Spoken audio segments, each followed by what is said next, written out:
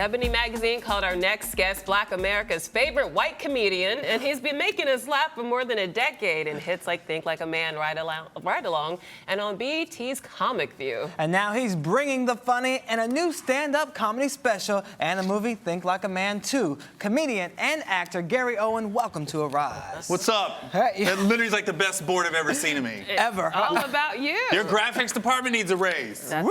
Yeah. I want to Well, take worth that it. home and put it on my living room wall. You should. I'm just sure your call wife it- would What would appreciate your that. wife think of that? Vain, Right? as he said. I want to put it on my bedroom wall. I like it. Ooh. Yeah, all about me, baby. Oh, all right. Now you know what paid for this house. That's right. This board.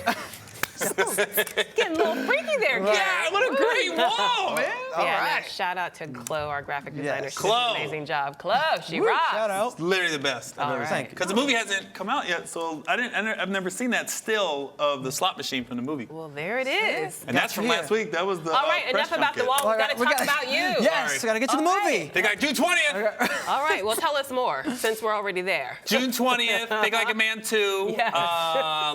The good thing about being in a movie like this is a lot of times when you make a movie, you hope to find an audience. This one, if you do a sequel, that means the first one was successful. You already have your audience. That's Now true. it's up to living up to expectations from the first one. We had the premiere Monday night, and I'm not just saying this, it's funnier than the first one. As Really? hard as that is to believe, like, it's funnier by a long shot. Of course, we're in Vegas, which amps up the stakes. And a lot of people fell in love with the characters in the first one. And in this one, all the characters evolve, except for Kevin's character, Cedric. He devolves, is what we're going to call it. Yeah. Well, we have a clip, so let's take a look and then discuss more. All right. All right. Wait, slow down. Look, while we in here right now, don't nobody say nothing to nobody in here. You let me do all the talking. Hell no. What do you mean? Why would we let you What do you mean? all Why? the talking? Because I'm a season 1 holder of eyes. Yes. Have you seen it? Have you seen season 1? No. Exactly, so you don't have the knowledge. Everybody listen up! What I need to know is who's the boss in here? Because the new boss just walked in. That's right. Me and my crew, we just took this over. You got that? Mercy. You all are always letting Kevin get you into trouble. Yeah, well, that wasn't his fault, though. I'm the one that got us in the strip club in this movie. Oh, It was my really? idea to go do the contest, so to speak. You just got to see the movie, but they let Bennett go in this one. Like the first one, you had a lot of questions about Bennett. They really let him go in this one because you get to meet my wife. My wife is Wendy McClendon-Covey from Bridesmaids and Reno 911. Yeah, she's right. hysterical. And she just brings a whole nother dynamic to the group. And Wait, she's so you have funny. a white wife? In this one. Yeah. It was a stretch. That's I know. very Yeah, it was like Brokeback Mountain. Yeah, I ain't done that. I had to get into character, like, ooh, let me watch some hockey, eat some quiche. Because you're famous for having a black wife and talking about what it's like to have a black wife and to have black children. Well, yeah, they're mixed. They're mixed. I like to take some credit. You know what I mean? But I tell my son, just say you're black because we want to get that scholarship. We want that full ride to Howard. You know, I don't want to not show up mad like, at that's you. your dad? No, only half. You know what I mean? Who are you? The driver. Dad's out of the picture. I don't know where he's at.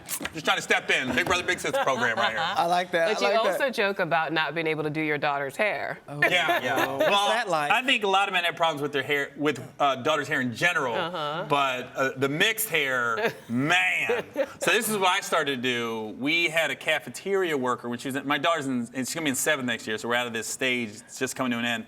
There's a cafeteria lady, a black lady works in the cafeteria. So when I got my daughter, my wife's out of town, I take her early, and the cafeteria lady does it, and I just be like, thanks. That's a good trick. Yeah, I just get there like 10 minutes early because when she gets there, it's Macy Gray. It's all over the place. Really? That bad? Yeah. Ooh. And how does it look when you try? Huh? I don't anymore. I You're try to just go done with that. Yeah. They know. They knew. They was like, oh, your wife's out of town? I'm like, yeah. And she goes, there's not a lot of black kids at their school, so it's not like she can go to a bunch of black girls and be like, yo, help me with my hair. Because even the white girls are like, sorry. Just ponytails over here. You know? Gosh. Well, I want to circle back around real quick to the movie because it is hilarious. But what originally attracted you to this role, and what was your audition like? I didn't have to audition. It's crazy. Will Packer, this is why you never know in this business who you meet. I met Will Packer randomly on a boat cruise, the Tom Joyner morning show that he's got that boat cruise. Yes, I didn't know what he did. We just were sitting there and we talked, and then we just were friends. Like, I come to Atlanta, we go out to dinner, stuff like that, and we talk sports. And all of a sudden, he called me to left field and said, yo, I got this movie I'm about to do. He was like, I need a white guy that can hang out with black guys, but not try to be down. Just be himself and be comfortable in himself. And with that, you got to be able to give and take with your crew like you do. Because you can say something to your boys you can't say to anybody else. And I said, all right, so that's how I got it. And it just, I got lucky, man. I made the right friend. You know what I mean? Because Will Packer also, he put me in Ride Along, the last movie I did. He produced that. So I basically owe my whole career to Will Packer. But it's no different than you got the Judd Apatow and the Will Ferrell. They got their clicks. And I get it. The weigh-ins, you're comfortable working with people and you know what they bring to the table. So you know they're going to deliver. And who doesn't want to work with their friends on stuff, you know what I mean? So, and even in the movie, man, a lot of people say, how was it like coming together with the guys again? We've never lost touch. Like, really? all us guys have stayed in touch since the first one, but it's the first time all 6 of us got back together. And so that was cool. And being on location, you kind of bond a little more, because when we shot the first one was in LA, everybody went home. This one, we were kind of stuck together. Where did you shoot this one? In Vegas? Caesars, yeah, Caesars. Really? Well, we stayed at Caesars. We shot at Planet Hollywood and Caesars. Goodness. You know what I mean? So did you get into some real trouble off camera? Honestly, we didn't, because our shooting schedule was so screwy. Sometimes we were going into work at 3 a.m. Like, that was our call time. No. You know what I mean? And it'd be funny because we would get off, and like you go to bed. We'd go to bed about 8 o'clock and get up about 2:30. You would see the guys on the Bachelor and Bachelorettes that get to Vegas and they're going out, and then we're getting up to go to work and they're all coming in. It's like you see the de-evolution of man, basically. I think you got into some trouble. You're just trying to make it sure it stays in Vegas. Is No, that what it is? honestly, we only went out a couple times together. It was we was there to work, and we knew the bigger picture. We knew if we make a successful film, then we can go back to Vegas and there's more perks, and then we can get into trouble. Well, talk to us about the energy on set, because it seems like there would be a laugh a minute. There would be so many hilarious moments. How'd you even stay focused? Yeah, you know, it's not hard. We're all pros, and when I saw the gag reel last night for the first time. That's going to be on the DVD, and then I realized, oh yeah, there was some times where we probably extended the shooting period because we couldn't get through some of the takes. And the clip you showed, the prison scene, that was the worst, because it was a couple days in a hot prison, and it was a real prison we shot in, and you just got the giggles. We couldn't stop laughing. You know what I mean? And it was one of the things where, like, little kids, like, one guy started laughing, the other one, nobody could pull it together at once. You know what I mean? But we did. We knew we was there for a job. So we did have our fun, but not too crazy. But we was there to work, you know? And honestly, God, 2 months in Vegas is too long. Vegas is good for like 3 days. Yeah, you've done it all. Like, the first weekend, we kind of got it in, and we got it out of our system. Yeah. And then we were there to work after that. That's smart. You know what I mean? Smart. So what's it like being this white comic that's been so embraced by black audiences? And what did they initially make of you? Because some of your material can be a little controversial. You go there. Yeah, but you know what? I know. You talk about nappy hair. Yeah, but here's the difference. Some white men have used that phrase and lost their jobs. That's because they don't know enough about it. Here's the thing. I think black people, especially, they know when I do it, it's from a place of endearment and a respectful place. Okay. Because I am married to a black lady. I do have mixed kids, and I've never called women the B word on stage. Okay. And I don't know if people have picked up on that. On stage? On stage. You might tell jokes and stuff, but look at she's trying to get me in trouble now. No, Gary calls women the B word on stage. No, I'm saying on stage. I know And the thing about it is, I'm talking about my daughter's hair. I'm not talking about all black women's hair. Like, my daughter's hair was nappy. You know what I mean? And there's no other way around it. Okay. You know what I mean? And I think with me, it's just, you know, I'm living it. I'm not an outsider looking in, where I've seen some white guys get in trouble. And even I'd be like, why would you say that? You don't know that person. You know what I mean? And I just think sometimes the outside world doesn't give black audiences enough credit, because they go off of the Apollo or Def Jam, and they don't realize.